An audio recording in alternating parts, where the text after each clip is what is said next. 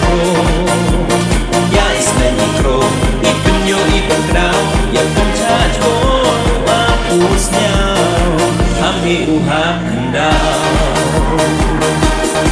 konkan yang keren punya besar akan tegur akan tekar totip hukum totip adon ya yung iihe tulis kong toya berseng toya berpro teruskan yenye mantungan pro ya isme mikro ipenyo ipengrau ya pencaj hapusnya kami uhap kendau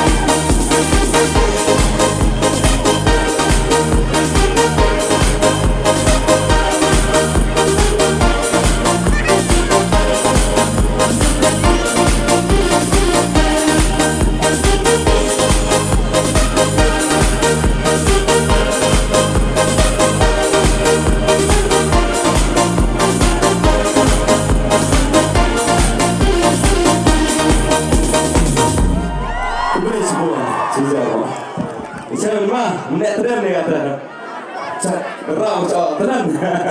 Wah, saya milai sok